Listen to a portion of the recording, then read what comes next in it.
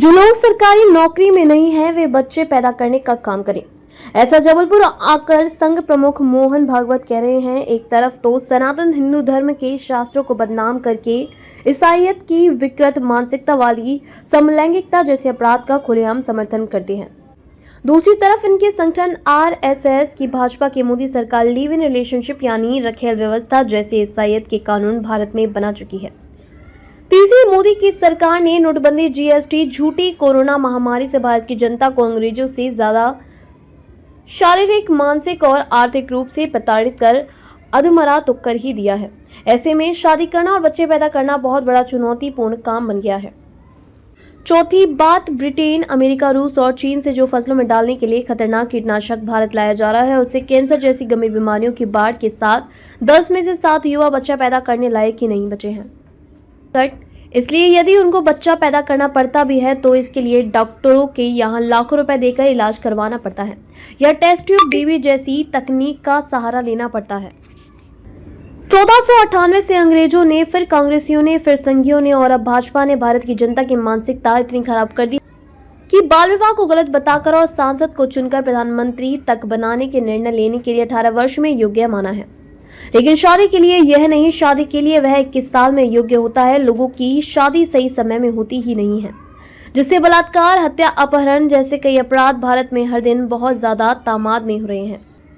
अब जब उत्तर प्रदेश में 5 साल की बच्ची के साथ 7 साल का बच्चा बलात्कार कर रहा है तो देश की सरकारों में बैठे उन नेताओं को चुल्लू भर पानी में डूब कर मर जाना चाहिए जो कानून बनाते हैं, और उन संगठनों को भी जो भारत में गलत व्यवस्था और कानूनों को मौन होकर देखते रहते हैं।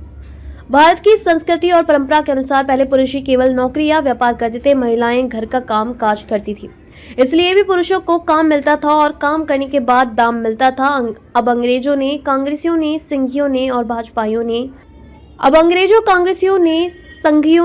भाजपाइयों ने ईसाईयत के कानून और महिलाओं को बराबरी का दर्जा देने के नाम पर भारत की महिलाओं के लिए ऐसे कानून सुप्रीम कोर्ट तक से शुरू करवा दिए हैं कि वैश्य और पतिव्रता महिला में से इस देश के कानून की नजर में कोई अंतर ही नहीं है। इसके अलावा जो लड़की सरकारी नौकरी करती है उसे भी सरकारी नौकरी करने वाला ही पति चाहिए, और जो सरकारी नौकरी नहीं कर रही हो उसे भी सरकारी नौकरी करने वाला पति चाहिए। भारत की जनता समझे ना समझे, हम समझ सकते हैं 1498 से 2025 तक में 527 साल लग गए अंग्रेजों को, कांग्रेसियों को, संघियों को और अब भाजपाइयों को भारत की सामाजिक व्यवस्था बिगाड़कर आपराधिक व्यवस्था बनाने में। इस तरह की हजारों वजह हैं जिनसे बच्चा पैदा करना और शादी करना विश्व की सबसे ऊंची चोटी माउंट एवरेस्ट को चढ़ने जैसा लगने लगा है भारत की जनता को। अब जब विश्व के सबसे बड़े संगठन के मुखिया मोहन भागवत और भाजपा की केंद्र सरकार के मुखिया नरेंद्र मोदी ही शादी नहीं कर रहे तो और बच्चे पैदा नहीं कर रहे, गुप्त में क्या कर रहे हैं उसकी बात नहीं हो रही है, लेकिन सार्वजनिक रूप से तो भारत की जनता को अपने जीवन से यही संदेश दे रहे हैं कि शादी ही मत करो। तब भारत की जनता को बच्चे पैदा करने का संघ प्रमुख मोहन भागवत का बयान बेतुका और हंसने योग्य व्यंग्य जैसा लगता है, ऐसा इतिहास के जानकार सूत्र बता रहे हैं।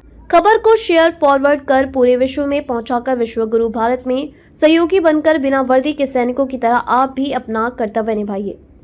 देश और दुनिया की ताजा और विशेष खबरों के लिए पढ़ते और देखते रहिए। भारत से अंग्रेजों के 1860 के भारतीय दंड संहिता के कानून बदलकर 2023 के भारतीय न्याय संहिता के कानून 1 जुलाई 2024 से शुरू करने वाले सैनिक गर्जना समाचार पत्र और सैनिक गर्जना न्यूज चैनल। नमस्कार।